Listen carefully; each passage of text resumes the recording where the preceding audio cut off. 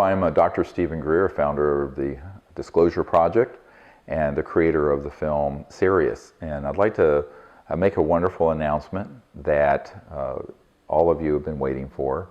The film Sirius, which went to one of the most watched and top picks on Netflix in the past year and has been seen by millions of people around the world, we are now releasing on our YouTube channel, which is youtube.com/sdisclosure in its entirety, and it can be seen for free. And we're doing this because we want the public to see the last crowdfunded film we did and have that as a foundation for education for anyone who wants to see it, but also to introduce the next film, and that is this documentary feature film called Unacknowledged, an expose of the greatest secret in human history. And it will have a book that goes with the film and will be launched with a massive disclosure event and celebration and concert.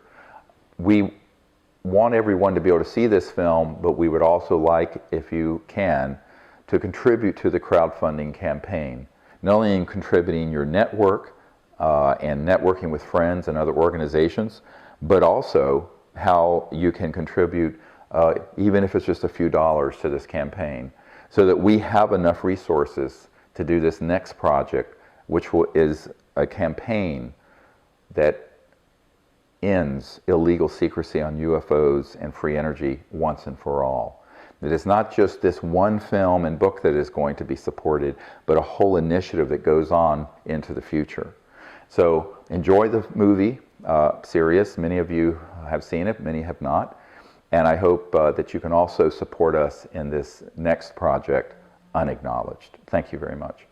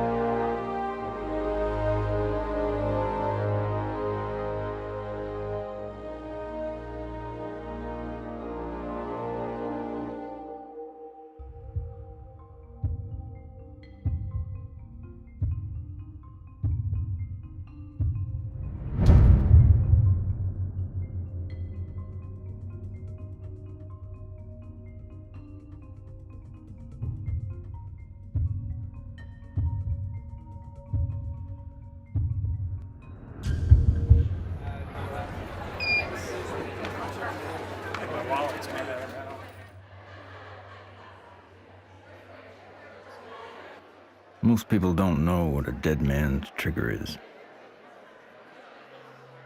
and even fewer need one. A dead man's trigger is a safety valve. For reasons of security, a person prepares a recourse of such severe action that if harmed, they will release a cache of damaging evidence against those enemies.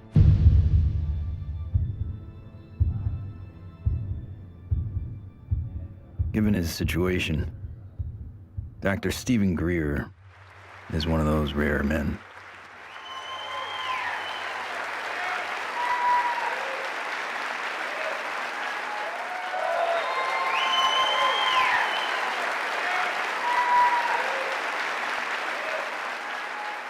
Why would he need one? He's not the first person to push the disclosure of a corrupt military-industrial agenda. In the councils of government, we must guard against the acquisition of unwarranted influence, whether sought or unsought, by the military-industrial complex. In his final public speech, a farewell address, no less, in a time when every second on TV was priceless, United States President Dwight D. Eisenhower decided not to brag about his victory in the Korean War. Instead, he cashed in all his chips to warn this nation of a hidden enemy. We have been compelled to create a permanent armaments industry of vast proportions. The total influence, economic, political, even spiritual, is felt in every city, every state house, every office of the federal government. We recognize the imperative need for this development, yet we must not fail to comprehend its grave implications. When I was with Lawrence Rockefeller at his ranch in 1993, he turned to me and he said, "The implications of this are so vast and so profound that no aspect of life on earth will be unchanged by its disclosure." I said, "Yes, Lawrence, that's why it's been kept secret. It's not because it's trivial, it's because the implications are so profound." So there have been attempts to bring this information out for over 60 years. And here we sit in 2012 with the world still burning oil and gas and coal, when we have had technologies, sciences, and all the information we need to have had a completely new civilization. What Eisenhower warned us about over 60 years ago, according to Steve Greer, has long become truth in Washington, D.C. The most music, Q107, driving home with the Spearman. Hello, what are people all over D.C. saying about all this money we are giving? And why is Washington, D.C. booming? Because the rest of the country is sending their money here. I know, isn't it beautiful through the trees? My name is Ted Loader. I've been working with CSETI program and Dr. Greer for 15 years. Cool, huh? Wow. Yeah. One always wonders if the public really knew what was going on with government covert programs and how much money has been put into it, you know, hundreds of billions of dollars. I think the public would be a little annoyed. Thomas Jefferson believed all men have the right to life, liberty, and the pursuit of happiness. The government they formed would serve to secure those rights. But when corporations or other specialized groups of men become more powerful than those who govern, our security is at stake. Thomas Jefferson wrote about unchecked power of the corporation being a threat to the democracy and the banks. You see, the U.S. Federal Reserve Bank issues every dollar bill, yet it is not run by the U.S. government or any elected official. It is owned by a private banking cartel. But here I find the chairman of the Federal Reserve, who's in charge of the dollar, in charge of the money, in charge of what the money supply is going to be. The middle class is being wiped out, and nobody's understanding that it has to do with the value of money. Prices are going up. So how are you able to defend this policy of deliberate depreciation of our money? A lot of it depends on what happens to the price of oil. The four horsemen, or families of banking, who own and run the Federal Reserve, also run the four largest oil companies. Oil is also used to make and run machinery and current mechanical technology. Of course, there's one industry that needs these more than anyone else: the military-industrial complex. you begin to get into this very scary scenario that has to do with the human condition of the proclivity to accumulate vast amounts of power around a handful of people. All right, sit down and shut up. And right now, these misanthropic sociopaths are running the planet into the ground. When Congress or whatever else or budget directors say, well, we've lost $100 billion in black program, what does the public do? What can the public do? We can complain to our congressmen, but our congressmen can't get any information. With lobbyists, interest groups, campaign funding, the economic powers that be have learned to control the political sphere. These politicians become almost like placeholders. And they don't realize that until they get into the White House or into the Senate Intelligence Committee. It doesn't matter who the president is. They're going to do what they want to do. And that which is good for them isn't always good for everybody else.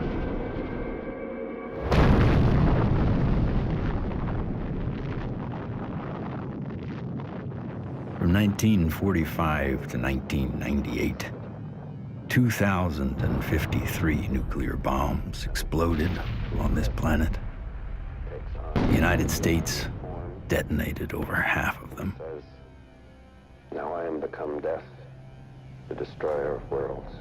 When the first nuclear bomb was exploded in Trinity, Robert Oppenheimer, one of the founding fathers of the nuclear age, said, "We have done this before."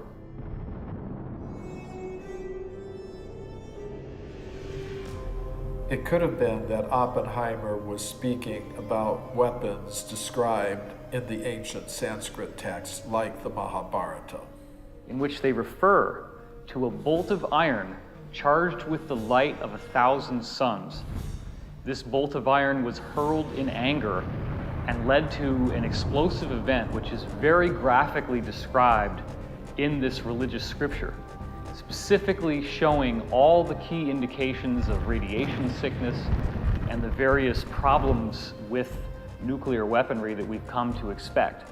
When we started detonating thermonuclear weapons, atomic weapons, and developing these sort of destructive technologies, the civilizations that have been watching this planet for millennia said, oh my God, these people are going way off the reservation. They are now an existential threat to themselves, but also to other planets potentially.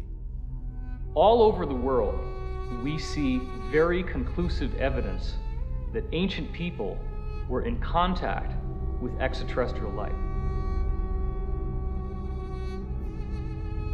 The Japanese said that their civilization was given to them by a people they called the Dogu, who came from what they described as Anemono Torebune, which translates as bird boat universe, meaning flying boats from the universe.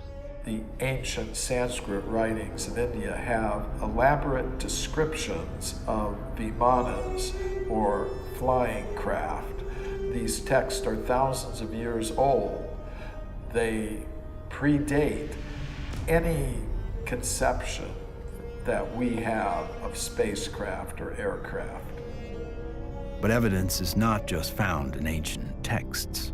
It is also captured in our ancestors' art, as if it was plainly obvious that ET vehicles appeared in ancient skies.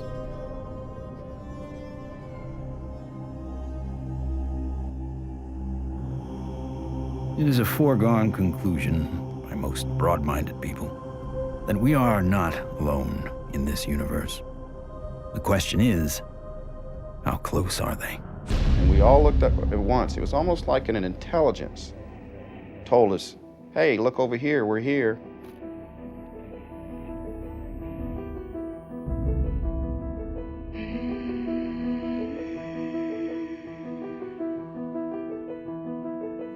I saw 3 red lights in a triangle almost directly overhead.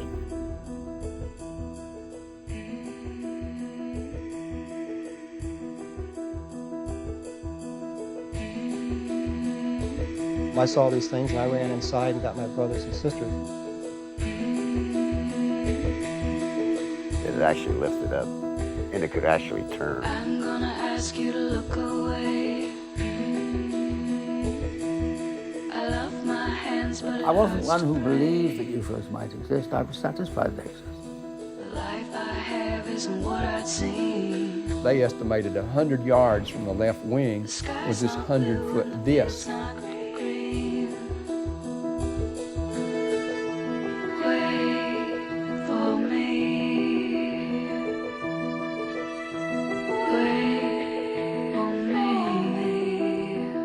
A lot of the astronauts are told to keep it quiet, and they're good Americans too.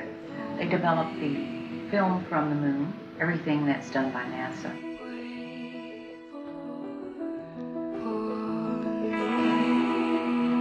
Ma che se ne sanno ancora degli altri superiori.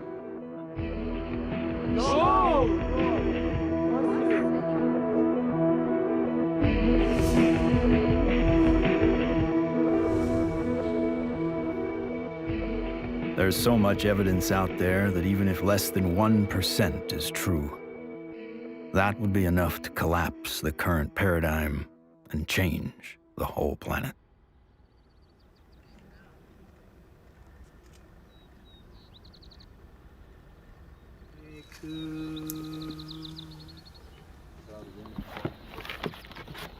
This is our signature tones that we broadcast over a small walkie-talkie. They were recorded in a crop circle. What happens is the extraterrestrials, they come into the area where we vector them in with the signature tones that we broadcast. Then it enables them to home in and get a real good fix on where the site is while we're setting up.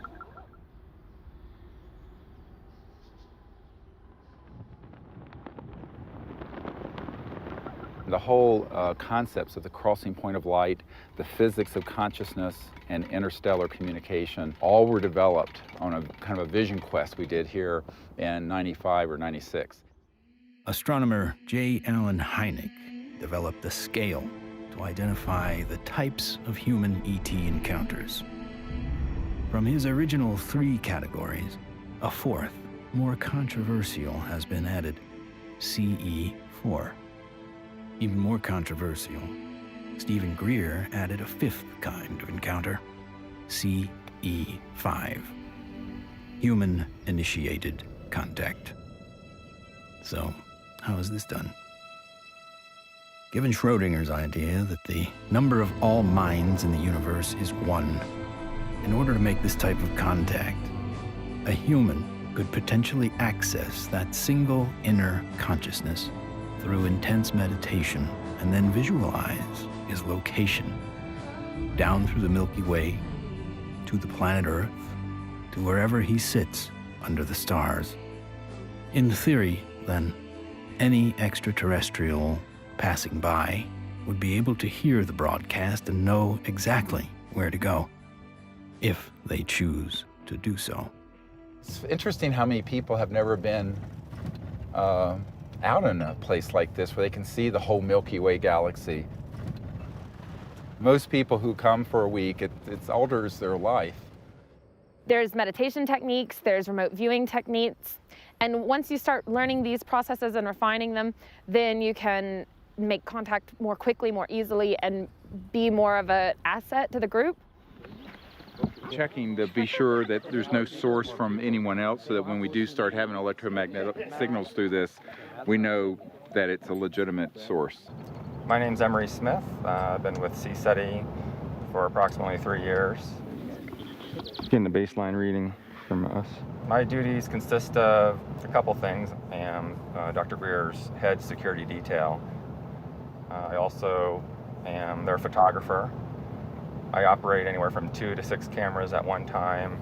Yeah, that's our craft. Goes over the mountains in this direction. Many of the craft that are coming in are transdimensional, and the way I understand it, not visible to the human eye. And that's where this new technology, night vision, that's where that's coming into play. And with the advent of new technology that's out there, it becomes easier and easier for us to capture these beings and these celestial objects on film. after you do the night vision, it has that green hue, of course. And after a while, when you get back to real life, you're thinking, why isn't everything green? This can't be reality. I want to show an early one from Gulf Breeze from 1992. We went down there, and one of the fun things that happened is that I had about 40, 50 people. Let's go out on the beach. And we didn't have good cameras then, but you'll get the feeling of how exciting it was, have all these people, and 1, and then 2, and then 3, and then 4 ET craft materialize right in the sky. There it goes, 1, 2, 3. And look, there's 4. There's 4. There's 4. We have a confirmed CE5. Holy damn hot shit. Dog. Thank you. All right. So the point, the point is, it's fun.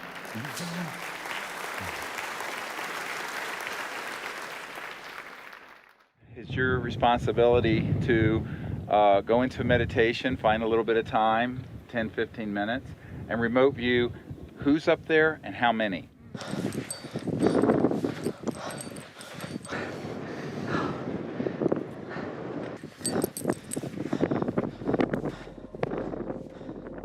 I can attest to the fact that real phenomenon happens here. I really feel that his CE5 protocols are based on a spiritual kind of positive contact, and I think that that is an excellent model for any kind of communication, whether it be on Earth, in the United Nations or wherever, but in this particular field it's with cosmic cultures. And we use consciousness, meditation, visualization, remote viewing, certain tones, and we do it in a group when we can, or even as individuals. It's just been this series of unbelievable events that are amplified by our meditation. It enforces this communication between us and the ETs, and it's so interactive. I could feel everything, I could hear all the sounds just right there. Perfect. And then this being, the little larval one comes up, and we had this hug, and I shared the joy, and I'm like just thanking it for this experience. And let's do what we can to feel as if it would feel that this is perfectly normal and natural. Oh, sure. And that, this is... Relax and get in that flow consciousness, exactly. So I was jarred by our group getting tripped out and in that kind of, I was startled by some of the ways that our group was being, and I was going, and then there was moments where I was like, wow, I can only imagine how a visitor might feel. The ETs pick up on your intentions, and if you're really out there just to learn and really want to communicate with these extraterrestrials, well, it's going to happen.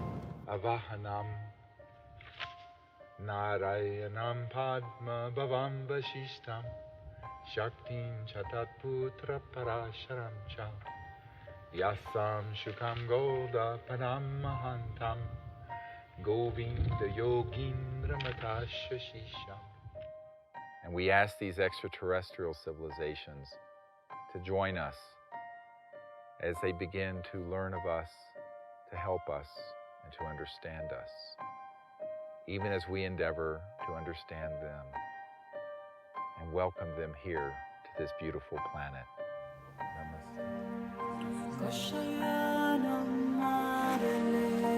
Oh my God, another beautiful, stunning, absolutely stunning. Not an airplane.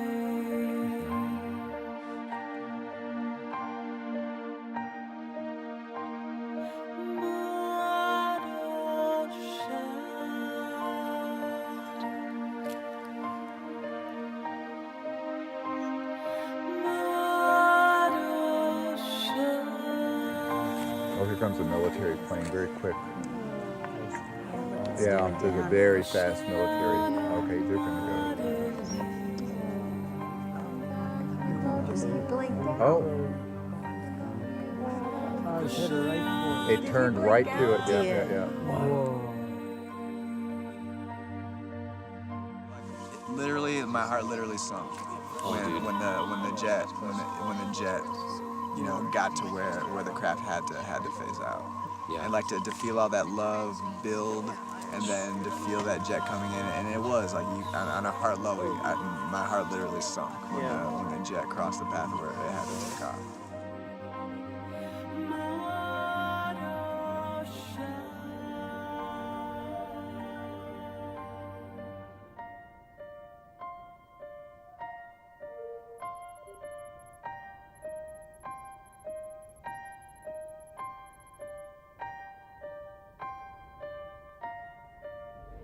So in the camera, that's what you got. You got like this light traveling, and you can see it's not like a satellite where it's got like a path. It's got like a, you know, like a movement. Yeah, and then it's gone. When I was 17, I injured myself. I got so infected, and at the time, because I was very poor and I didn't have any health care, I just laid there and I got sicker and sicker and sicker, and I had a near-death experience. I found myself out in deep space, and it was this experience of complete oneness with the cosmos, not just with Earth and life on Earth, but with the stars and the infinity of creation. It certainly altered the course of what I would end up doing, because I then learned meditation. I actually became very aware of the power of the mind. This experience helped guide the direction of his life. Though Greer went on to earn a medical degree and raise a family, he continued to study consciousness and contact. And decades later, it seems he would be the doctor called upon first to examine a very unusual body. This came to us in the last couple of years, and there's a man who runs an institute in another country that I cannot talk about. But he came into possession of a little creature. It is humanoid. It does not look human. We have acquired an EBE, an extraterrestrial biological entity. We're flying over to Europe soon to take some tissue samples and do some DNA testing. This was found in the Atacama Desert. We don't know how it came about. Here's the great view of the face and cheekbone, very complex. Now there is a fracture here, and behind this right ear is caved in, and that's how this ET being was killed. We have the best scientists in the US from Stanford that are going to be doing the testing itself to see what this really is, and also to rule out what it's not.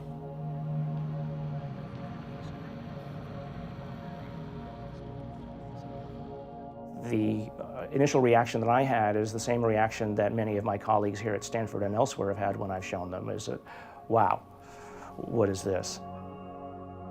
The question is important enough in at least two ways. The primary reason is that there's a lot of claims about specimens and claims about aliens. And of course, there's a lot of ridicule associated with that. So one of the best things that we should be doing, of course, then is bringing the best scientific techniques to bear. The techniques are available, the techniques are cheap, the answers are nearly absolute, so let's do it. And it's so exciting because it's not just... In setting up for this, I'm going to be giving Steve not only the tubes that this should be going into, but I'm also going to be sending across the microscope that I feel they should be using to do the analysis with. Before we even get started with some of the analysis, I think it's going to be important to rule out some of the obvious critiques that could come up. And one of those critiques is that this is a syndrome or a mutation. This is a bone dysplasia.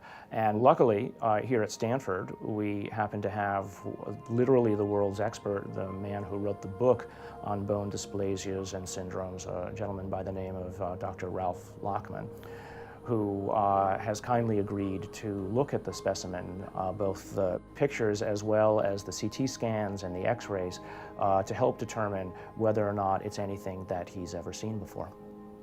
I think that a dozen or even 15 years ago, answering the question of what is this would really not have been possible because the kinds of technologies were not available as are available today. But really the DNA tells the story. And because we have the computational techniques, that allows us to determine in very short order whether in fact this is human. So this will be basically an absolute level of proof as to what this actually is.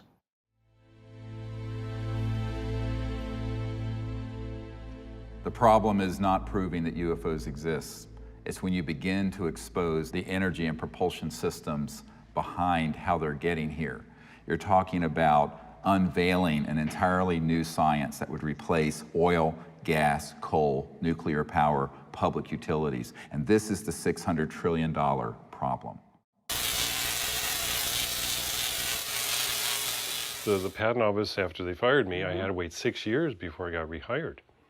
Everybody at the office was avoiding the case.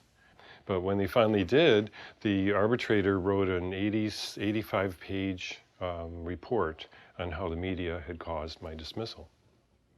So I only got a 30-day suspension out of the whole thing, which was taken out of the tiny little bit of 6-year back pay.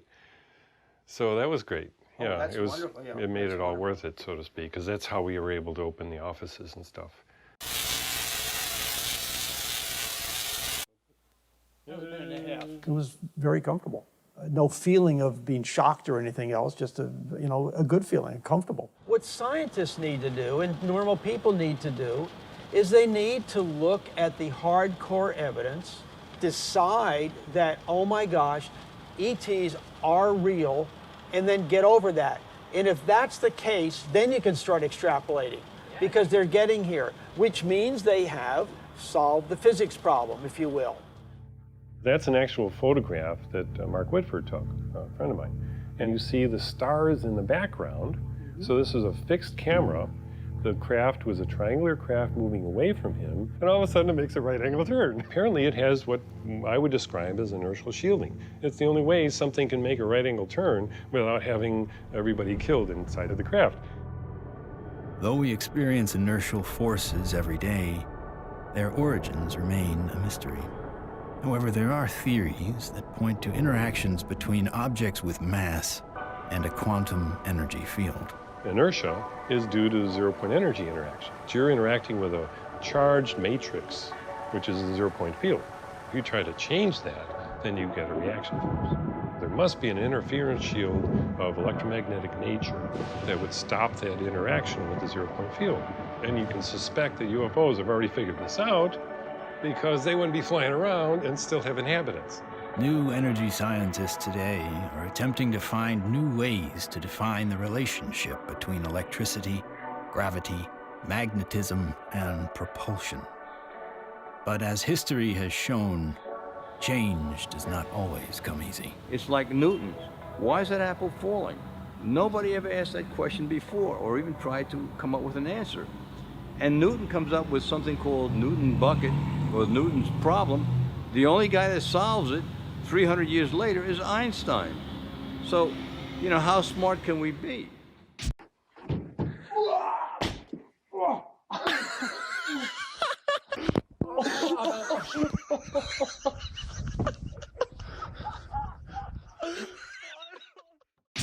If you look at everything normal within the conventional wisdom, you're not going to learn anything new.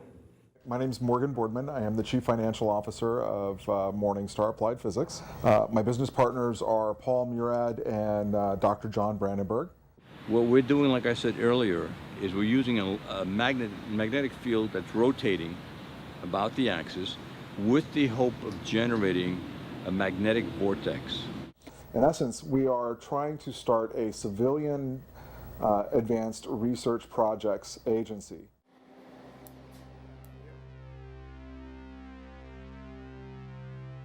Okay, all right, so basically we have 4 options. Option 1 is a retarded potential. Option 2 is a lagging image, right? Yeah. Option 3 is pointing vector as a motive for propulsion, or how that may be what's happening, right? Yeah. And that's actually taking angular momentum and changing it into linear momentum if it's working the way we want it to, right? Yeah. Okay, and then the fourth one. The fourth one is that we are somehow either generating and or absorbing gravity waves. Do we accept Einstein's viewpoint that thou shalt not go faster than the speed of light? If you look at a black hole, the comment is the gravity is so strong that nothing leaves. But it does have something that leaves the black hole, and that is gravity. So does that imply that gravity moves faster than the speed of light? Could be. Gravity is another one of those seemingly self-evident forces that has raised a number of questions. How does it really work? How can we use it to our advantage? In the mid-1920s, T. Townsend Brown discovered that electric charge and gravitational mass are coupled, and that by building devices that harness these interactive forces, we could create advanced propulsion. At about the same time, Nikola Tesla and Thomas Edison won the Nobel Prize in physics, but both refused it. Tesla was at the end of a long career of inventing. He had advanced technology in the fields of X-ray, radio waves, internal combustion, and, of course, atmospheric electricity. When everything was said and done, he had earned 112 U.S. patents. He proved that electricity can travel wirelessly in the air, and ultimately died penniless. However, his work did influence many others, most notably Lester Hendershot and Dr. T. Henry Moray. Hendershot invented a magnetronic generator to energize an impossible flight, if fueled by gas, that took Charles Lindbergh and the Spirit of St. Louis from New York to Paris. Dr. T. Henry Moray developed the Moray valve, a device for extracting radiant energy from the zero-point field, and demonstrated this device hundreds of times and had dozens of signed affidavits supporting his science. Yet in the end, even these two notable scientists were ignored and bullied. Dr. Moray's device was hammered down and broken into pieces by a competitor, and before he could finish reconstruction, he passed away of natural causes. Hendershot fled to Mexico to continue work, but was found dead at 61 years of age, attributed to suicide.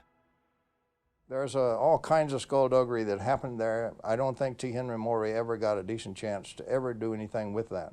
There is absolutely no question that T. Henry Moray had a system that produced about 50 kilowatts out of a 55-pound box. The conventional electrodynamics model does not allow this to happen. In other words, it doesn't allow you to extract excess energy from the vacuum and use that to power your load. It costs just as much to restore it as was used to destroy it. So we got to put in more than we can ever get out in a load with such a squirrely circuit. And that's the only kind of circuit we've used in power systems since day one. We're still building them. We're still making power systems that deliberately kill them. So we pay the power company to have a giant wrestling match inside his generator and lose. In the 1950s, there were some very provocative articles saying that, oh, electrogravitics is the best thing since sliced bread, how all the aviation companies are now backing electrogravitics, they're all doing experiments on it. Well, within a couple of years, there was no news at all. Once they figured out that they could really control gravity, 1954, it all went black. Do you think the boys in the black projects have solved that problem? Because it sure sounds like it from what the witnesses have told me. I wouldn't know. I wouldn't know. Sorry, but I can't even think about it. I've seen so many things in my life, it's just hard to say. A local inventor has discovered a way, hear this, to use water to run your car. What Stan shared with me was interesting. In order to run this engine off of water, we've also had to learn the ability to adjust the burn rate of hydrogen to co-equal the fossil fuels. So he applies for a patent, and then he gets a call from actually a visitation by two guys from the Pentagon. The Pentagon flew a lieutenant colonel in last week to look at Meyer's invention. There's talk of possibly using it in the Star Wars defense program and to run Army tanks. But he asked that this become a public patent so that the civilians could benefit from it. And he indicated that if we don't do that, overseas people will.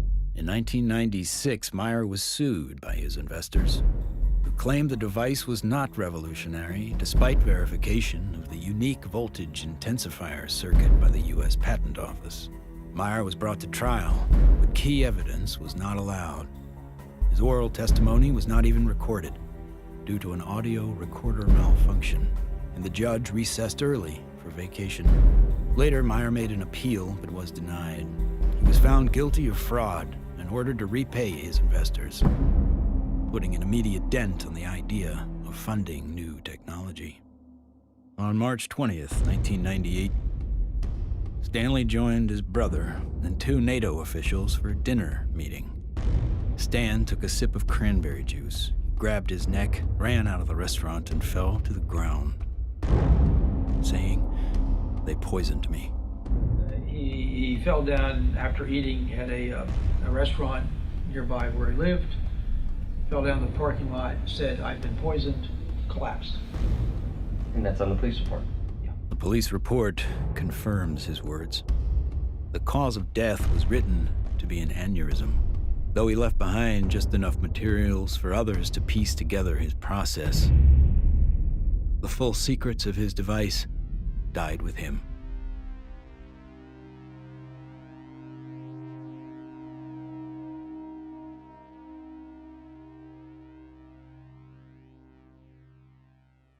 So from this, I began to do more work with the administration, various people, friends of the president, the Rockefeller family. Lawrence was the white hat in that crowd who wanted us to bring this information out, actually hosted us at the Rockefeller Ranch in the Tetons. And one night he pulled me out on the deck and he said, "Well, you know, we really need you to do this." I said, "Lawrence, you're old, you're rich, and you're Rockefeller. What do you want me to do? I'm just a country doctor banging around in an ER in North Carolina." He says, "No, we want you to do this." I went, "Okay." So I'm the throwaway guy. I'm the guy you can throw away because my life doesn't matter. We are back in Rachel, Nevada with our first 2 distinguished guests. Stephen Greer is a North Carolina doctor. He does a lot more than watch the skies. He fires off messages, and he says that someone or something is responding. Dr. Greer is looking for close encounters of the 5th kind. What, at this minute, do you believe?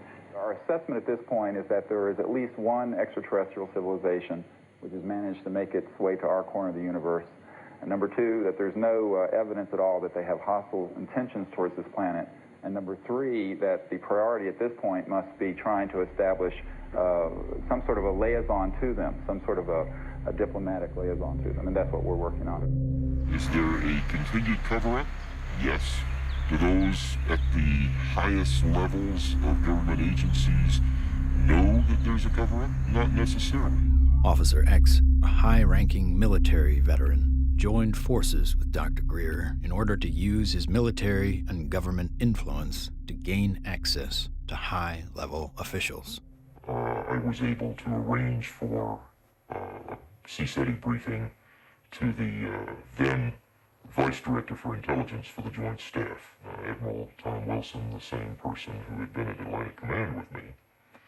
At that meeting was Steve, Apollo 14 astronaut Ed Mitchell, Brigadier General retired Steve Lovkin, Siri Automatic, Steve's right arm.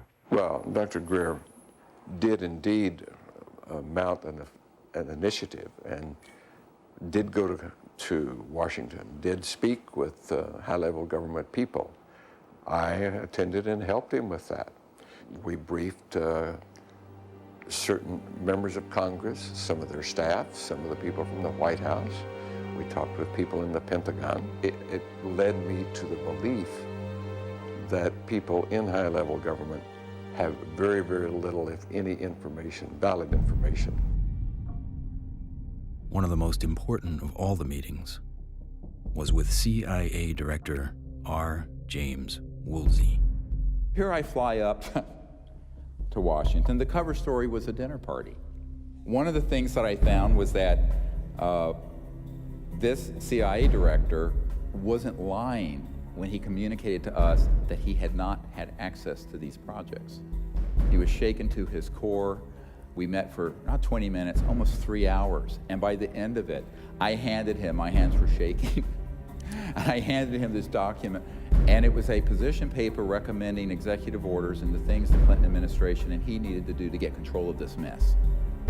And he looked at it, and he looked at me. He says, yes, he says, but how do we disclose that which we have no access to? And I almost wept. I went, what? Dr. Greer approached many D.C. officials in an attempt to gain an audience. One of the people who took him seriously was former CIA Director Bill Colby. If there's truth in it, there can be a danger in that situation. We've seen that happen in other cases.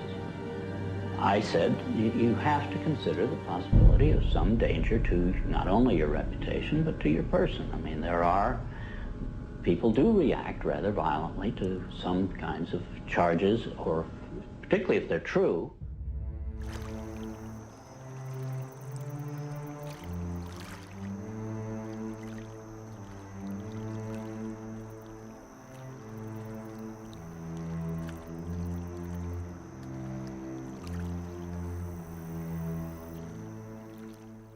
Now, you know, I'm a 30-some-year-old doctor with 4 kids, a golden retriever, and a house in North Carolina.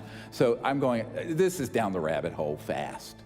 But that is the situation, my friends, when you're dealing with secrecy that is criminal and illegal. In 1997, in an effort to push his message deeper into Congress and the White House, Greer headed to Phoenix to prepare a video with his best evidence to show in Washington, D.C. While he was in the editing room, the biggest UFO witnessed event in history was about to happen. On March 13th, 1997, when the Hale-Bopp comet was very clear in the northwest sky, thousands of people were outside trying to get a glimpse of it when they also caught a glimpse. These orbs, giant orbs, equidistant in a V formation of 1 mile to 2 mile wide in some very credible reports. And that's the particular area where these phenomena keep popping up from my vantage point. The Native Americans living in the basin between South Mountain and the Estrellas have told me that not only were they looking up at the Phoenix Lights during the mass sighting, but they've been looking up at them for centuries. I live in a community called Loop, northeast of Flagstaff, on the Navajo Indian Reservation. We'll have to go back in time one day before. We saw 6 to 7 lights that were circling along the horizon. The entire street came out. It was almost like a block party. Everybody turned off their lights, everybody sat in their front yards, and everybody watched this unusual light show. I squeezed down the best of what I found and finally came forward in 2004 with the Phoenix Lights, a skeptic's discovery that we are not alone. 10,000 people approximately witnessed this, one of the largest experiences of this sort ever recorded. The Phoenix Lights phenomenon didn't seem to be falsifiable in any way. It was being validated by most everybody that saw it. The ultimate, shall we say, insult was the governor of the state of Arizona, Fife Symington, finally calling a news conference saying that he has finally got the answer to the Phoenix Lights, and he introduces some staff member dressed up as a space alien. People got very angry because here is the top elected official of the state making fun of what I estimate to be close to probably 10,000 people saw this. Under the watchful eye of the public, Symington retracted his statement. If you had been here 10 years ago and standing out here and looking up there at the lights and the view, you would have been astounded. You would have been amazed. The so-called Phoenix Lights were seen by many people in 1997. Skeptics say they were military aircraft or flares, but not the former governor. It was probably some form of an alien spacecraft.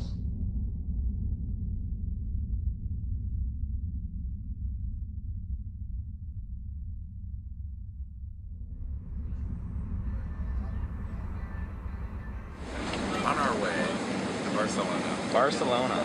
To retrieve the evidence. Dr. Bravo. Hi, baby. Are you ready for the trip? I'm ready for the trip. I'm so excited. Okay. We're going to do some very wonderful work, and I can't wait to get the results. Upon arriving in Spain to look at the being for the very first time, I was kind of skeptical. It was definitely a game changer for my thought process to actually see it in person than to see it on film. The first thing we had to do was go to the radiology lab because we needed x-rays and CAT scans before we did anything. Porque esto ya se lo comenté que era un poco difícil de hacer. Es, ¿okay? The best we can get. Lo mejor que podamos. Porque evidentemente no se puede manipular para nada. No. The head radiologist at the center saw the beam and was quite impressed. And the first thing she said was, "Wow, that looks like an alien." That's really okay. This is fabulous. This one's pretty good for you. Yeah, for that one, yeah. Okay, that's good.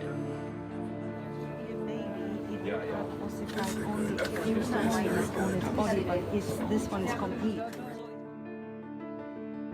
When the CAT scan images started coming up on the computer, it was just profound. And I saw inside the bone, and I saw, organs and lung material, brain material.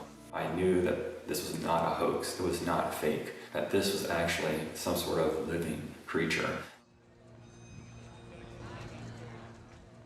Right, well, if somebody made it, they have a future in microsurgery because they were smart enough then to put in these millimeter-wide bone holes where the arteries go in to feed the bone marrow.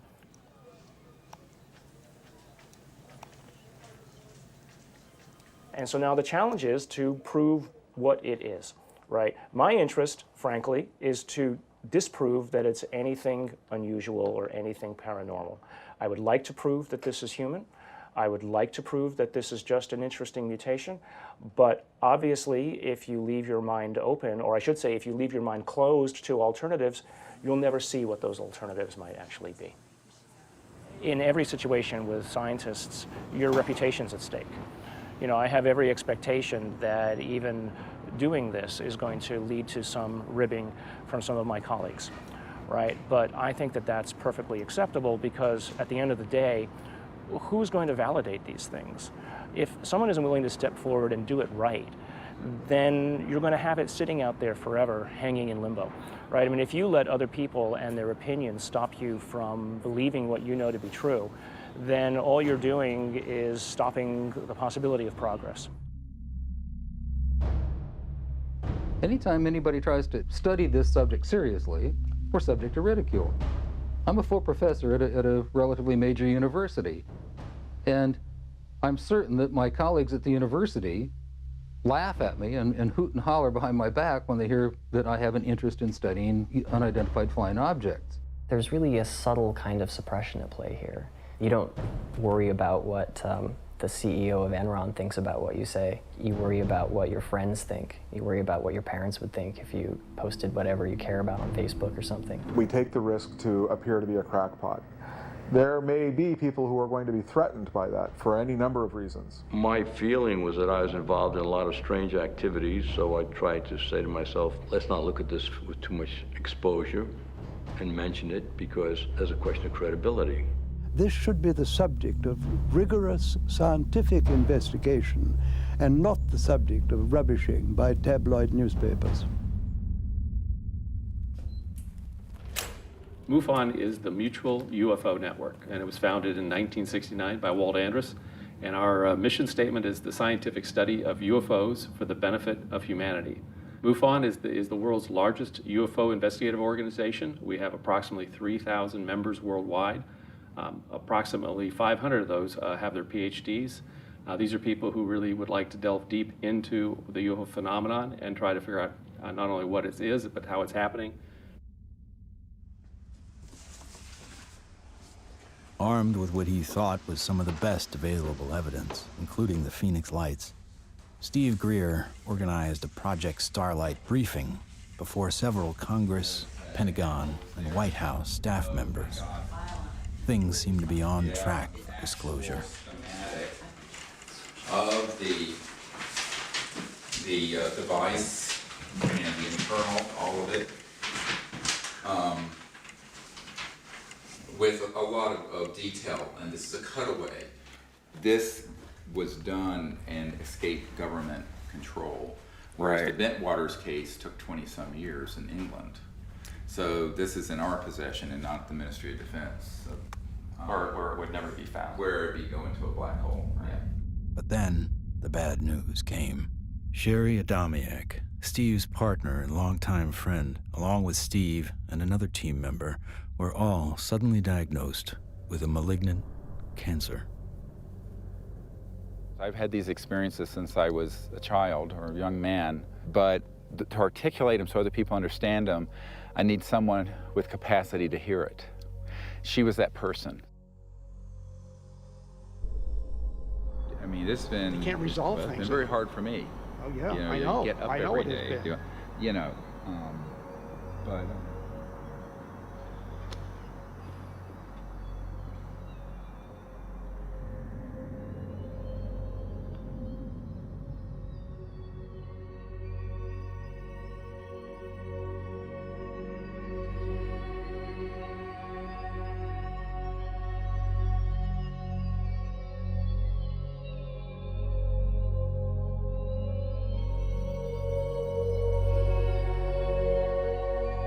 One of the last places she wanted to come was here. So she asked that her ashes be placed on the land.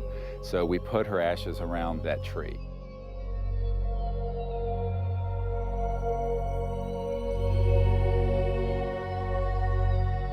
I don't take anything for granted, frankly, and so each time that I do a presentation or lead a group, I think, this may be the last time.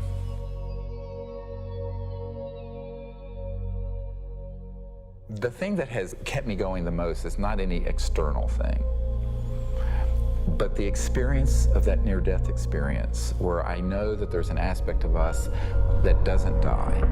That is why I can go mano a mano with these elements and not be afraid.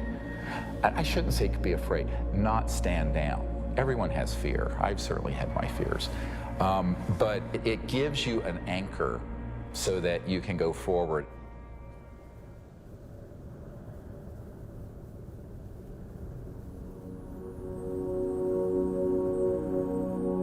More than ever, Dr. Greer understood what he had always sensed. It was not the power of a cosmic field or quantum vacuum that would propel us into a new world. It was the mind. This really is the opening to an entirely new science of consciousness. You can maybe think of consciousness as a television set. On the TV screen, you see pictures and sounds and so forth. And if you tried to find out where that was coming from and you looked inside the television, you're not going to find it. It's not there. The signal is in the radio waves around it, invisible to us, that's being interpreted by the television as pictures and sounds. So this is very much like the state of how we understand the mind and consciousness. Dr. John at Princeton proved that putting your awareness on a device that was a random number generator would affect it. So you have this random number generator and it's producing 50-50 ones and zeros. And then you introduce a person into the picture and you tell them, try to affect it with their mind. Think more ones or more zeros. You measure that, and sure enough what they found was that there are more ones or more zeros being produced that correlate to that person's intention. So we can see effects being produced forwards and backwards in time, which is really strange. Distance doesn't seem to matter as much. You can get the same strength of effects if you're right in front of the REG or if you're on the other side of the planet. Consciousness is a non-local field, and it isn't limited to your brain waves and body. Dr. John once had the opportunity to ask the Dalai Lama if he thought the random number generators themselves were conscious. And the Dalai Lama thought about it, and his reply was that if you think they're conscious, then they're conscious. Just like consciousness can have positive effects on the zeitgeist or ether, it can also work the other way. Unfortunately, when you start to deal with inventors who have anomalous results that seem to be over unity, Paranoia seems to accompany that process. And John Searle's famous for having a circular magnetic device that has both energy and propulsion built into one unit. And the electric company felt that this guy was stealing money, took him to court, went to jail, his house caught fire, and all of his property and all of his designs burned. The concept of freedom, this sort of idea of people having the liberty to pursue happiness and to pursue abundance, this has been completely, in a sense, turned upside down. We actually reprinted a report on the military involvement of the Department of Energy. And it's so extensive, it's the major operation that goes on there. There have been over 5,000 patents that have been sequestered by the national security state, taken out of the public domain. Many of them deal with energy technologies. It's a policy that the military seems to feel is necessary for national security. However, at this point, we often wonder, 50 years after World War II and the Cold War, whether such sequestering is necessary. Suppression of new technology would be an obvious plague on the idea and strength of a free market system. Yet, it still seems to happen right in front of our eyes. And this is a huge controversy, one of the largest, maybe most intense controversies in the history of science. There's nothing worse, I found, than suggesting to academic physicists in particular, and academics in general, that they are not only wrong, but disastrously wrong, catastrophically wrong.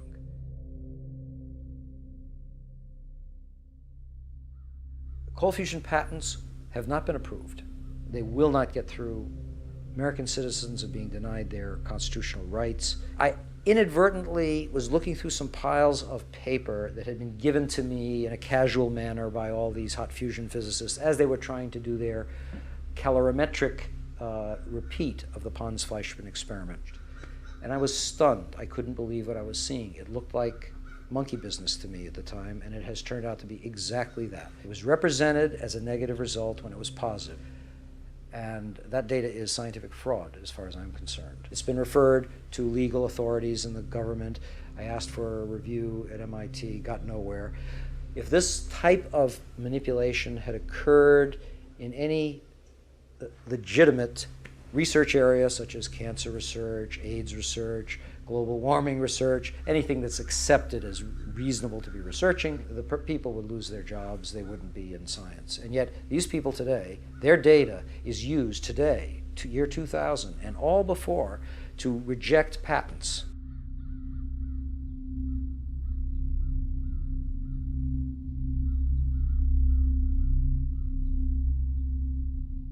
Yes, there is serious criminal activity going on that ultimately must be rooted out.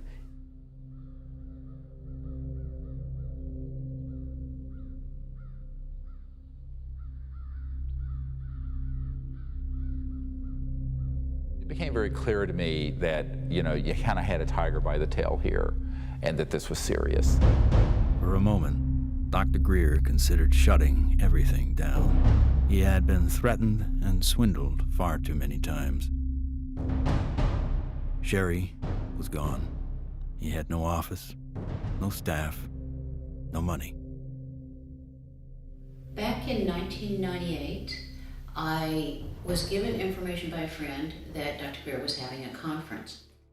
Literally the month that Sherry Adamek passed away, within 30 days, I have this scheduled event. So I went to the conference and learned some things and listened. And so she just on a lark came, and she's an emergency doctor like I am. And what really grabbed my attention was he was getting all this information from military witnesses. That was in 1998. By 2000, when we were planning and storyboarding and working the whole disclosure project event out and pulling together all these hundreds of witnesses, we didn't really have the funding to do it. But she got so supportive and involved that she lived very modestly and took all of her excess income and donated it. And I want to acknowledge some amazing people that are here. Dr. Jan Bravo, without whom we would not have the Disclosure Project. But it's not just the funding she's provided, it's the moral support and the encouragement and the friendship. And so she's just become a very key person. And, you know, it's sort of metaphysical and odd that literally the month that Sherry Adamek passed away, within 30 days, I have this scheduled event. Not alone anymore. With the support of a loyal team, Dr. Greer grew his witness list from a couple dozen to over 200. And see that little dot right there? That dot don't belong there.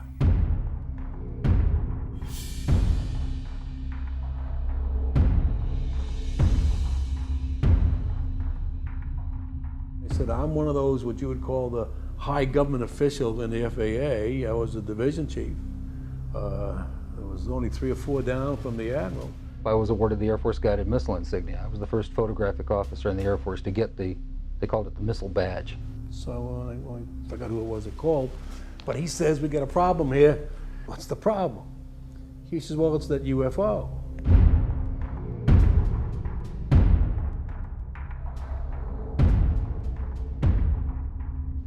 We weren't launching real nuclear weapons, we were launching dummy warheads. They were the exact size, shape, and dimension and weight. And we were looking down southwest, and the missile popped up through the fog. It was just beautiful. And I hollered, there it is. And our guys on our M45 tracking mount with 180-inch lenses on it got it. We sent the film back down to Vandenberg. The Japanese airline, 747, was coming from the northwest, going across the Alaskan territory. He called and asked the controller if the controller had any traffic at his altitude.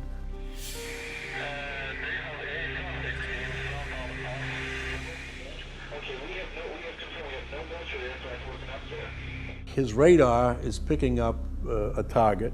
He sees this target with his eye, and the target, the way he described it,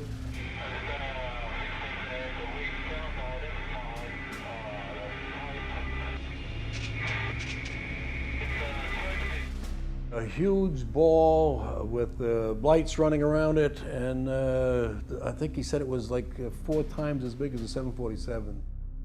I was called into Major Mansman's office at the 1st Strategic Aerospace Division headquarters. And Major Mansman said, watch this. There was the launch from a day or 2 before it at Big Sur. We watched that stage burn out, we watched the 2nd stage burn out, we watched the 3rd stage burn out, and it's going like this. And into the frame came something else. It flew into the frame like this, and it shot a beam of light at the warhead, fires another beam of light, goes around like this, we're going like this, fires another beam of light, goes down like this, fires another beam of light, and then flies out the way it came in. And the warhead tumbles out of space. They brought in 3 people from the FBI, 3 people from the CIA, and 3 people from Reagan's scientific study team, and I don't know who the rest of the people were. When they got done, they actually swore all these other guys into that this never took place. Who said that? Who was saying? This was one of the guys from the CIA. Now, I saw that. I don't give a goddamn what anybody else says about it. I saw that on film. Phil Klass can kiss my ass. He wasn't there. I was. He said this is the first time they ever had 30 minutes of radar data on a UFO. He said, you are never to speak of this again. As far as you're concerned, this never happened. So I said, yes, sir, and walked out, and that was the last I talked about it for 18 years.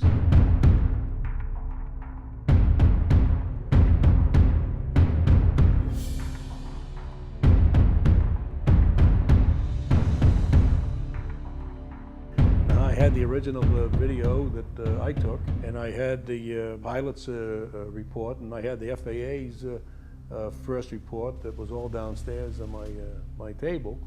They didn't ask for that, so I didn't give it to them. There are things that I know about that I did in the service that I won't talk about to you now because they're top secret, and I could get my ass in trouble for talking about them. If you parse what Major Mansman said, he said, you are to say, this never happened. Well, that's not classifying it top secret, is it?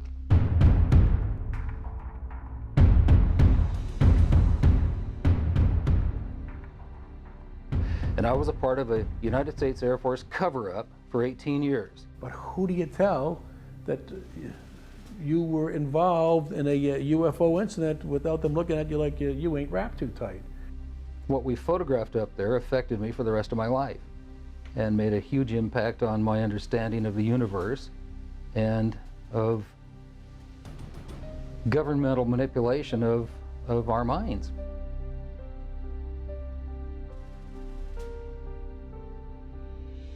Now, with the witnesses on his side, Dr. Greer had the firepower to attack Washington again.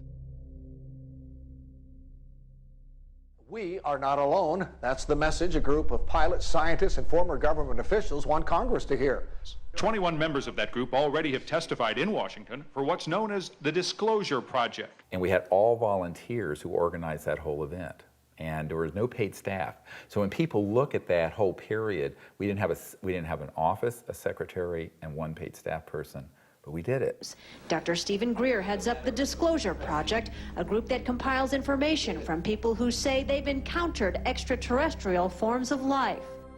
20 years ago, in 1980, I was a security specialist assigned to RAF Bentwaters. Objects made incursions over our WSA, fired pencil-thin beams of light into them, and adversely affected the ordnance, possibly. There were bodies that were involved with some of these crashes, also some were alive. What do members plan to do with their information?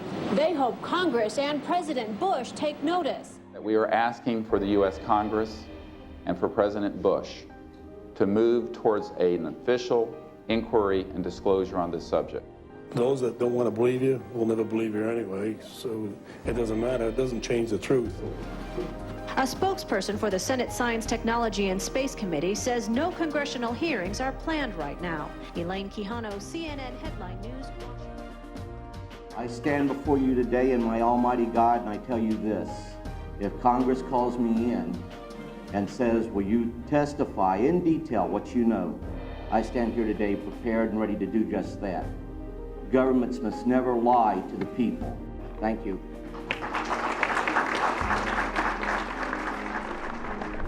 The number of people Dr. Greer had managed to get behind him was monumental.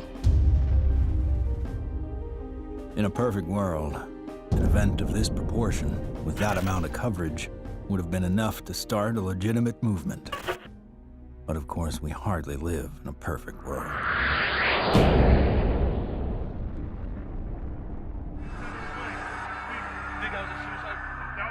Yeah, don't say it. It's on, you know it, right?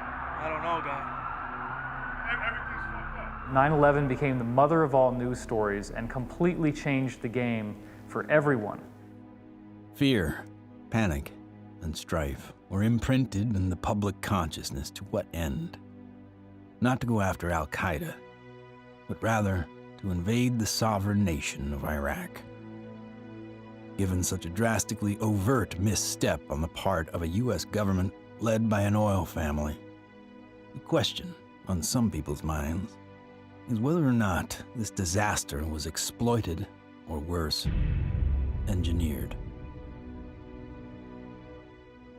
The Gulf of Tonkin in the Vietnam War, Chiang Kai-shek in the Korean War. False flag operations are nothing new. However, according to some, the ultimate card to play might be yet to come. How do you grow the trillion-dollar military-industrial complex that Eisenhower warned about into a $2 or $3 trillion program? You got to have a bigger enemy out there. Von Braun's purpose in life during the last years of his life, his dying years, was to educate the public and decision makers about space-based weapons. First, the Russians were the enemy against whom we're going to build space-based weapons. Then terrorists would be identified, and that was soon to follow. In 1977, I was at a meeting in Fairchild Industries, and in that room were a lot of charts on the walls with enemies, identified enemies, names that people had never heard of, names like Saddam Hussein and Gaddafi. But we were talking then about terrorists, the potential terrorists. No one had ever talked about this before. And they continued the conversation about how they were going to antagonize these enemies, and that at some point there was going to be a war in the Gulf. According to these theorists, after the military-industrial complex had its war against terrorism, the next enemy that Dr. von Braun identified on Earth would be third world country fanatics. But with no more enemies left, the people would soon be taught to look to space. The next enemy was asteroids. Now at this point, he kind of chuckled the first time he said it. Asteroids, against asteroids, we're going to build space-based weapons. So it was funny then. And the funniest one of all was against what he called aliens, extraterrestrials. That would be the final card. And over and over and over, during the 4 years that I knew him and was giving his speeches for him, he would bring up that last card. And remember, Carol, all of it is a lie. 99% of all the information out in the public on this subject is well-crafted disinformation designed to scare people to support the next phase in global warfare. And this kind of corruption is why the only things that are being made on this subject are things that redound to paranoia and fear in the military-industrial complex. I occasionally think how quickly our differences worldwide would vanish if we were facing an alien threat from outside this world. I don't think we're moving forward if we trade, factional and ideological war from one ethnic or religious or economic system into an interplanetary conflict, because that's A, not survivable, and B, would be even worse in terms of galvanizing the world around a military structure. That has been the central organizing principle of our society for a few thousand years, actually. It is hard to concretely prove that 9/11 was a false flag attack because the people behind it are so good at covering their tracks, especially with the compliance of the mainstream media. If you had trillions of dollars, you'd be pretty good at it too. The adversary is closer to home. It's the Pentagon bureaucracy. According to some estimates, we cannot track $2.3 trillion in transactions. $2.3 trillion in transactions. According to the Comptroller General of the United States, there are serious financial management problems at the Pentagon. Fiscal year 1999, 2.3 trillion missing. Fiscal year 2000, 1.1 trillion missing. And DOD is the #1 reason why the government can't balance its checkbook. I would like for you to respond to the questions that I've put to you today. I've forgotten what the second question was. How does one carve out a billion unacknowledged or 10 billion unacknowledged taxpayer dollars? In many cases, at the end of the fiscal year, when there is so-called leftover money, they may or may not know that money may in fact go to a special access program. There are two main types of special access programs: acknowledged and unacknowledged, or USAPs. Those programs are basically totally off the books, and they are able to actually vacuum up money to be a self-perpetuating funding mechanism. Certain USAPs are waived and also completely managed and controlled by private contractors, so they enjoy the secrecy protections only afforded to private corporations. There is virtually no high-level government oversight for these types of USAPs. In many cases, no elected official, including even the president, have knowledge a particular USAP even exists. Between 1947 and 1949, the government passed the National Security Act and the CIA Act. These laws allowed the intelligence community to withdraw money from any agency without disclosure. Essentially, money could be stolen from any program, and no elected official would ever know about it. Great view of the eye socket. Very different eye socket from, and that's another thing that the scientists who've looked at this at Stanford have commented on. If you look at this creature and you look at the cranial vault, how large it is, The size from the eyes up is at least 3 times that of a human. One of the first things that Dr. Lockman immediately remarked upon was the shape of the head and the skull.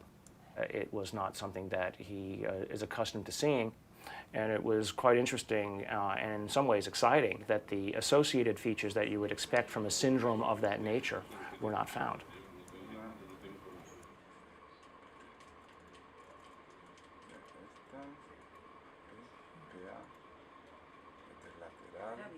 This specimen does not fall under any known, to me, class of disorders or syndromes.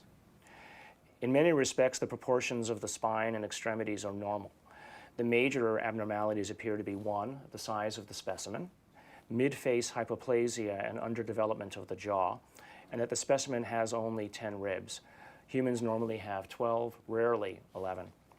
One of the most remarkable aspects of this is when we came down to study the actual bone density. One of the features of fetuses that specialists looks at is the so-called growth plates of the epiphyseal joint, say, of the knees. The shock, I think, and the surprise was, and the absolute certainty that Dr. Lockman had was that this specimen is between the age of 6 to 8 years old.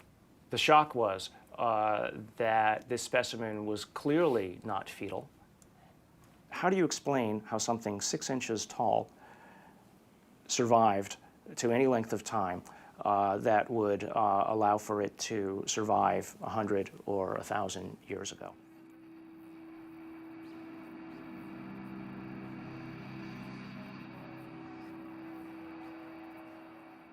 And what amazes me is the media.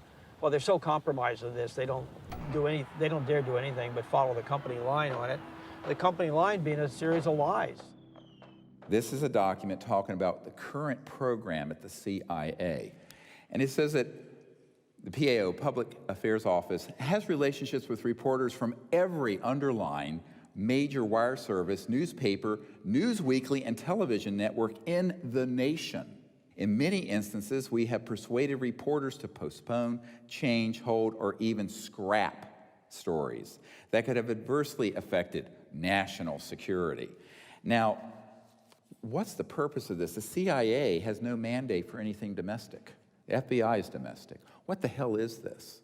Where are we now? We are in a bread and circus. This is a phrase used to describe the creation of public approval, not through excellent public policy, but rather through diversion and distraction. No, I'm not doing that. I'm sorry.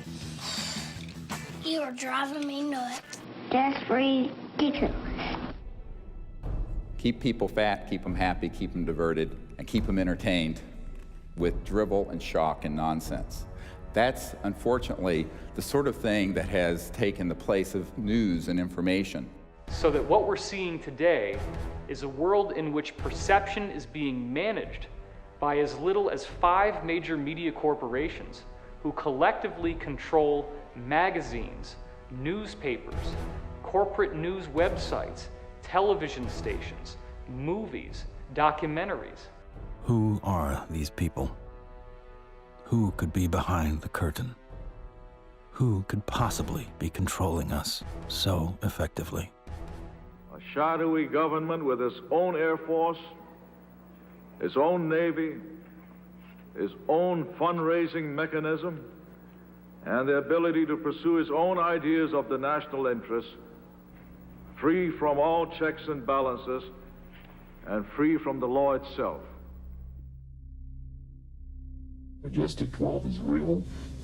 Notorious MJ-12, which is no longer called MJ-12. I'm trying to find out the new name.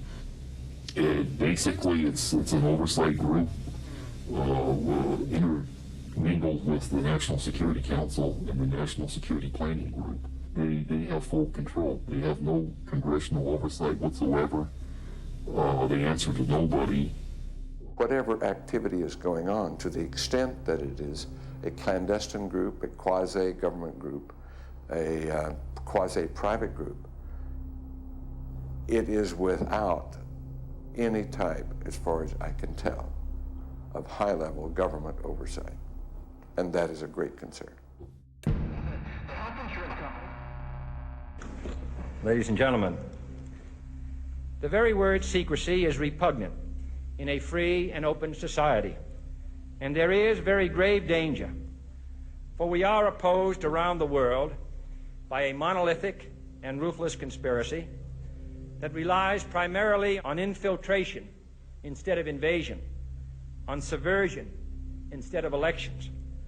Its preparations are concealed, not published. Its mistakes are buried, not headlined. Its dissenters are silenced, not praised. It is a system which has conscripted vast human and material resources into the building of a tightly knit, highly efficient machine that combines military, diplomatic, intelligence, economic, scientific, and political operations. And we are, as a people, inherently and historically opposed to secret societies, to secret oaths, and to secret proceedings.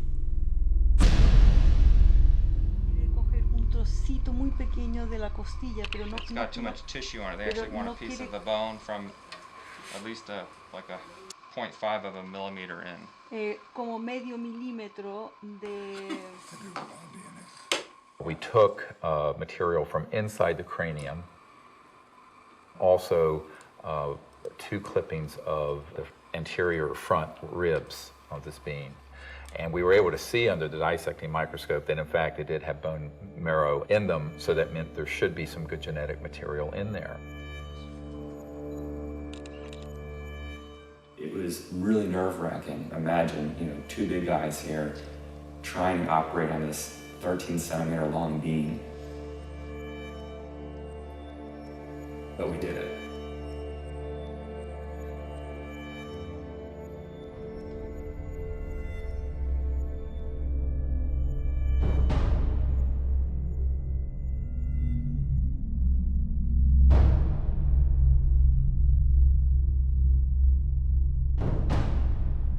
The DNA analysis is being done by some of the world's best, but even the world's best need to be cross-checked, which is why I'm doing the 3 different facilities.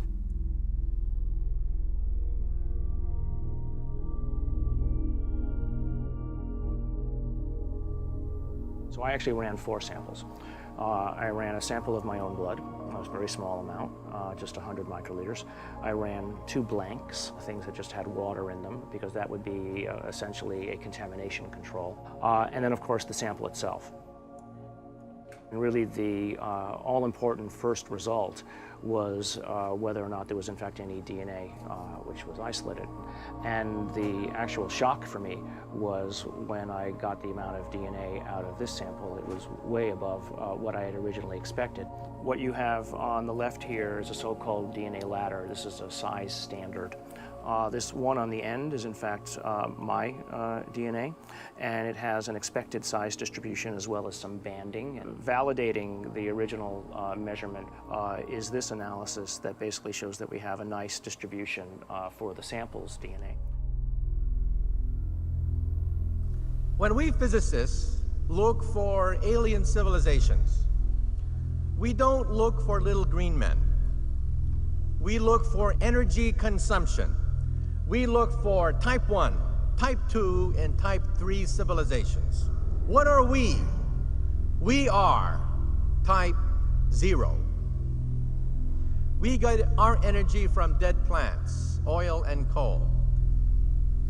Around the year 2100, we will become a type 1 civilization. And we see the beginnings of that now. What is the internet? The internet is a type 1 telephone system.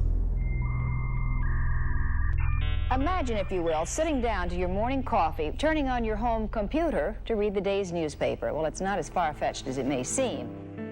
Information has largely been controlled in a top-down way. What we're seeing now is the dissemination of discoveries coming up from the grassroots and not from a top-down centralized authority which has the ability to say, this isn't making it because we don't believe it's true, this is making it because it fits the mainstream. When we want to form a new team in a new country, then all we have to do is contact someone there using the internet, and suddenly they're a member of the node. From this online collective seems to come a real communion. People from all over gather in groups to investigate UFOs, with safety in numbers against ridicule and disinformation.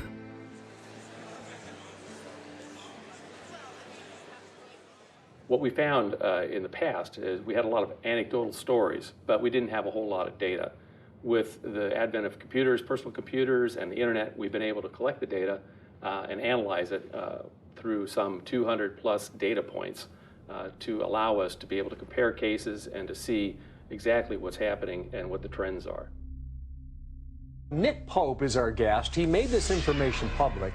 He's also the former head of the Ministry of Defense's UFO project, so if anybody knows, we think it's you, Nick.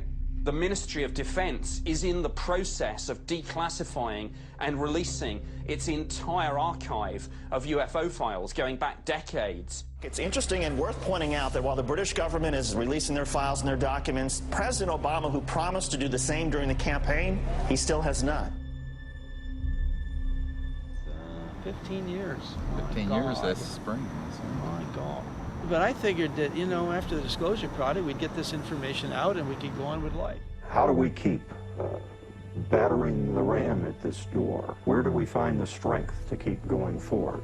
When you think that you're the only person that has the knowledge, you become marginalized. Steve was instrumental in bringing together a large group who had been involved in this subject and who for the first time realized that they were not alone in trying to come forward on the subject. Governments, we've discovered, have not gone far enough, so we've decided that as people, using the CE5 protocols, form our own movement and do what governments have not been doing. We think of this as the People's Disclosure Movement. And so we feel it's important to create an effort that's a global effort, which this has become. My name is Mark Benz, and this is Rex, and we're in Bodega, California, and we're doing CE5. My name is Jeff Bird, and here in Winchester, Virginia, USA, we are doing CE5. My name is Peggy Brewster, and here in Middleton, United States of America, we are doing CE5.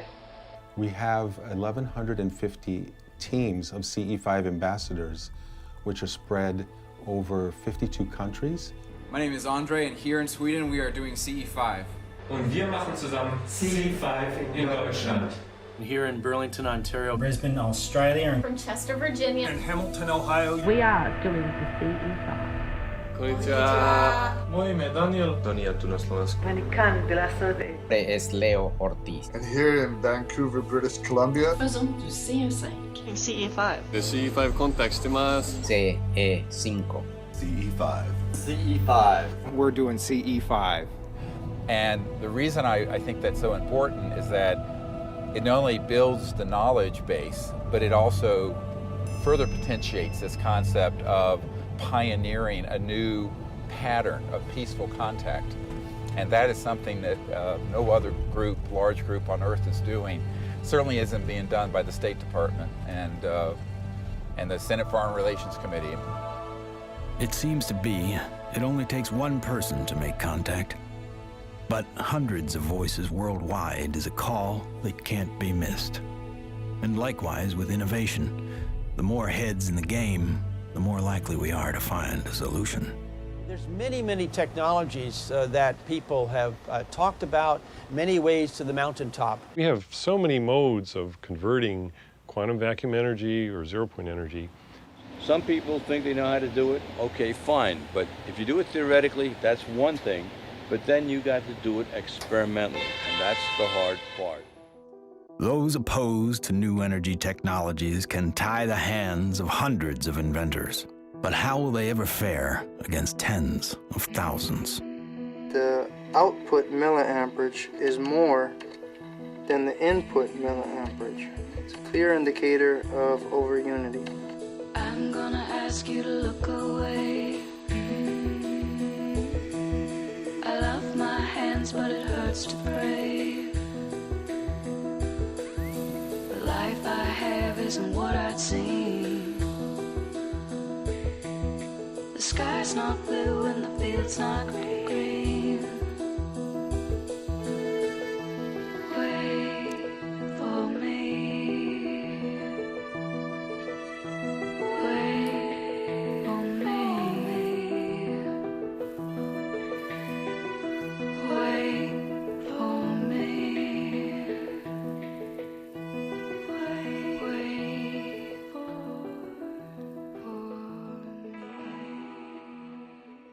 When you oscillate or vibrate magnetic fields, there's an effect in the gravity field.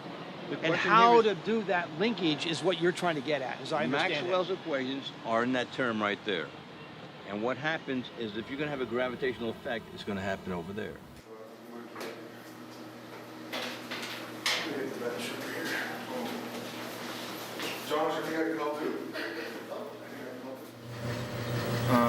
This channel here represents revolutions per minute. These are representing weight that we're measuring on the load cells.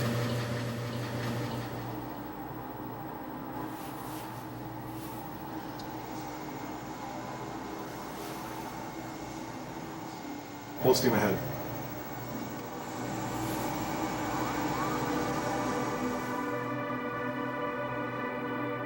When we look at our data, we lost 7% of weight. If we move this thing and it loses weight, I must be generating gravity waves. Though the device maintains its shape and size in terms of dimension, it is losing mass. That's a possibility.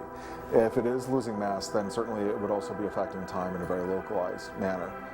By looking at new technology, you could break through new commercial aspects to improve our society. We should be looking for a disruptive breakthrough in this technology within the next 10 years. We're on the brink of developing any number of potential propulsion systems which would take us out of the solar system. I think we're going to beat NASA to the mark. So I graduated from the UCLA School of Engineering in 1976. Got a flyer from the School of Engineering inviting me to a lecture by Ben Rich. Ben Rich was the director of Lockheed's Skunk Works for 16 years. He oversaw a number of USAPs that were secretly managed at the Skunk Works, including, most notably, the development of the F-117 stealth fighter. Ben shared a slide set of about 40 slides of different things, starting with the U-2 spy plane, going all the way up to the stealth fighter at that time, mentioning that he couldn't talk about the other secret stuff. But when he ended his talk, he had a slide of a black disc zipping off into outer space. And he ended his talk with these words: "We now have the technology to take ET home." So you have to have vision, and you have to have the guts and the courage to go out past the steps and do something of any value, and we have to go past our grasp. And we asked him questions about it. What did you mean when you said we have the technology to take ET home? Ben shared three major things that I think are worthy of research by researchers worldwide at this point in time. The first was we've somehow figured out how to do interstellar travel already. It's known. The second point he made was that there was an error in the equations. My suspicion is it's probably Maxwell's equations for electromagnetic theory. The third thing he said was, how does ESP work? And I was really kind of startled because I didn't know what to say. But I blurted out, I don't know, all points in time and space are connected. And he looked me back in the eye and he said, that's how it works.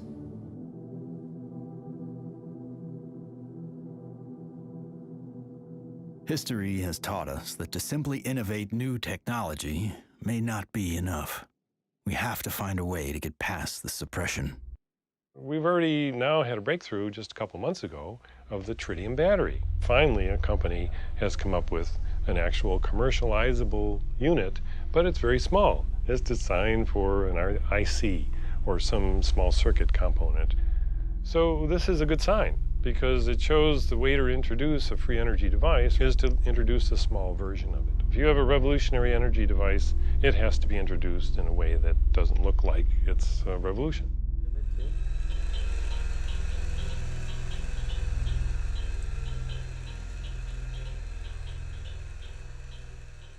Science is always changing. I mean, even back in the 1960s, they thought that biofeedback, for example, was impossible. But now, of course, we know that that itself is an absurd statement. We have even toys on the market that allow people to play with biofeedback. These sciences have been around for decades. They have been ruthlessly kept secret because of the kleptocracy of what I call the petrofascists, the people who are hell-bent on maintaining the power of a centralized petrodollar oil, gas, coal system. So that does create scarcity because that is a zero-sum game. But when you take us off that system onto this new system, it's an entirely new macroeconomic order, and scarcity becomes non-existent. After years of disappointments, Dr. Greer and his team are now attempting to build an energy research lab in Virginia, where scientists and inventors with working prototypes will have a safe haven to build. So this is an example of how the analysis is done using what's called a genome browser. And it's more or less a schematic representation of the chromosomes and at a very high level of resolution. So the sequence that we got from the mitochondria tells us with extremely high confidence that the mother was an indigenous Indian from the Chilean area, and the haplotype is called B2A. Now, the other thing that immediately fell out of the analysis is that it's male. It has so-called Y chromosome material. In fact, it's got a full Y chromosome. It probably died in the last century, if I were to make a guess. I can say with absolute certainty that it is not a monkey, right? It is human, or as close to human, closer to human than chimpanzees would be. But when you count up the number of mutations that we're observing, what we're seeing is more than what we would expect to be caused by simple cell division. When the sequencer is creating or making these reads, it's doing it more or less at random. So what does the computer program do that people have written and designed? It takes every one of the little sequences and tries to match it against the known. And then anything that doesn't match, it puts in a little side file and says this is unknown.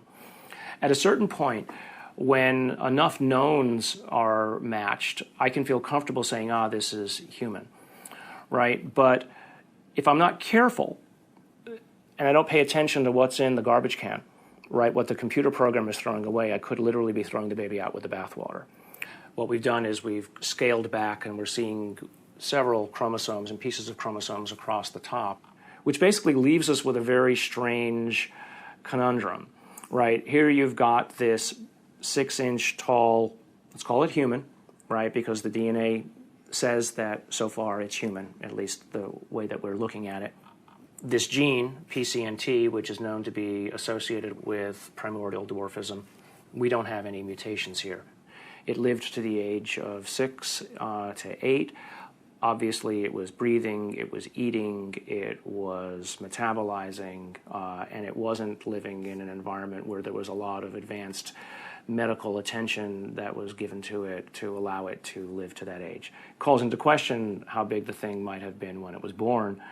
So genetically, you might explain that by saying that there's some advanced aging mutation, something that caused the bone to age anomalously quickly. A gene that's known to be associated with progeria, that also no changes there. So the next problem, of course, is the ribs and the number of ribs in the specimen. Only 10, whereas there are supposed to be 12. So there are no mutations which are specifically associated with that kind of phenomena because it's rarely, if ever, seen. The digits are all correct. The hands are all correct. There are problems with the face. So there's a mid-face hypoplasia, and then there's the larger skull. So again, I think in summary, there are genes associated with any one or two of the anomalies that we see in the specimen, but there is no mutation which is known to accommodate or call for all of the mutations. Even with the things that we know could be assigned to one or more of the anomalies, we don't find them in the genetics of this specimen. That leaves open the question, what genetics is causing the anomalies that we are observing.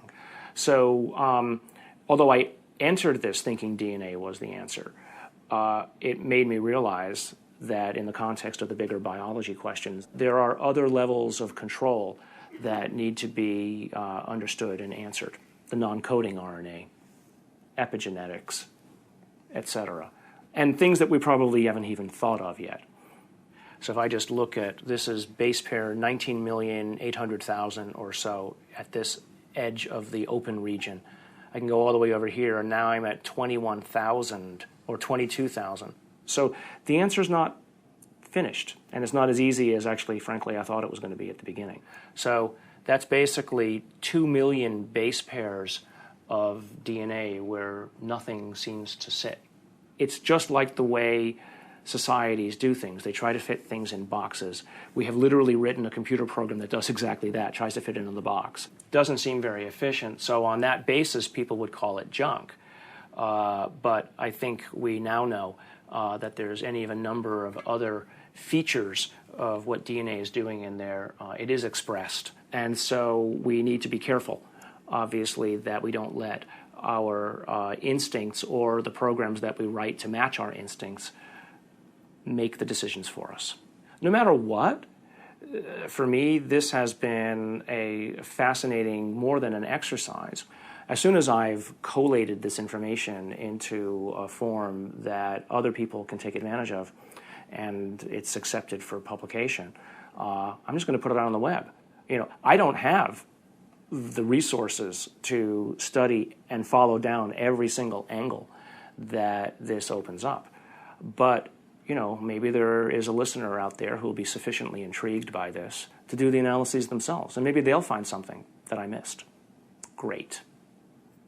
If additional samples or examples are seen of this, I'll be the first in line to want to sequence it, because then all bets are off. I want to say other things here, but I also don't want to open myself up for, you know, attack. This search may have uncovered a major finding about life in the universe and its origins. What is this being? Could it be a missing link in evolution? Could it be an entirely new species? Or simply a disease we have never seen before? Or could this be an extraterrestrial being from another world?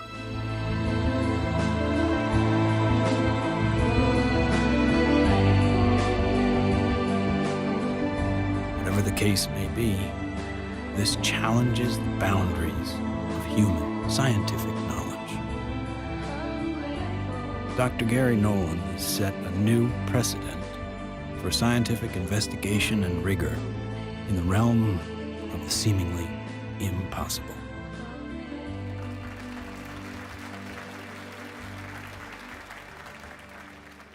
Now, we have now over 4,000 cases of extraterrestrial vehicles that have landed, 3,500 pilot cases, over 5,000 documents from the US government, and hundreds of thousands of pages of documents from 14 countries that have opened their files since the Disclosure Project was launched 11 years ago.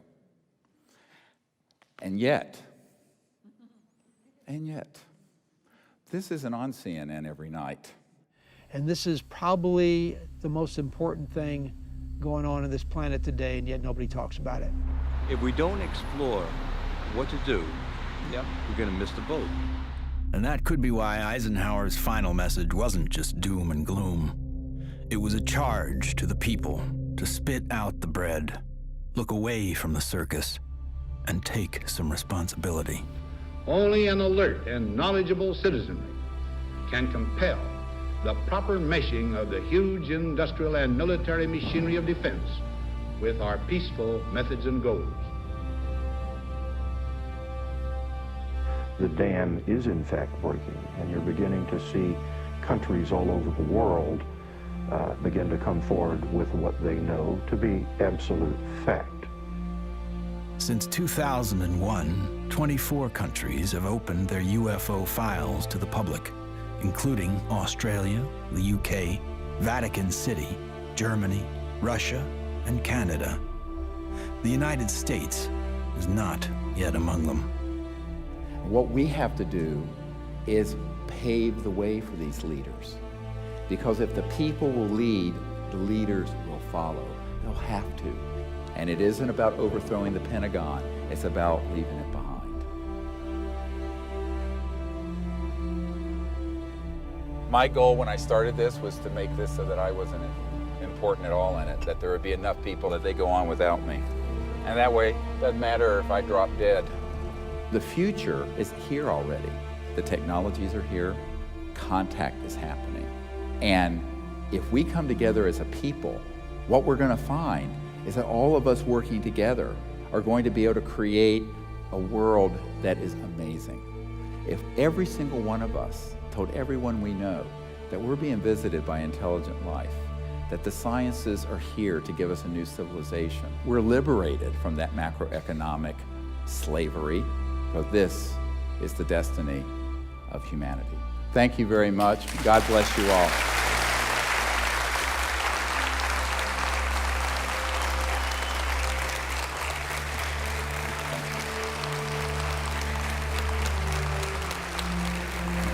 Thank you.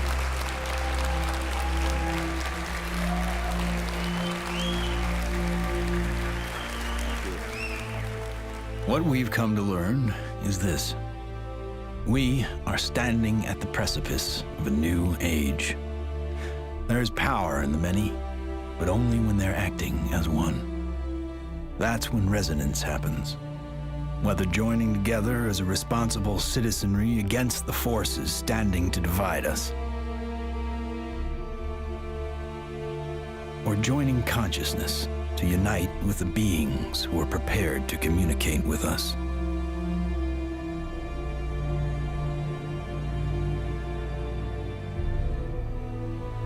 In order to succeed in this endeavor called life, we must come together as one.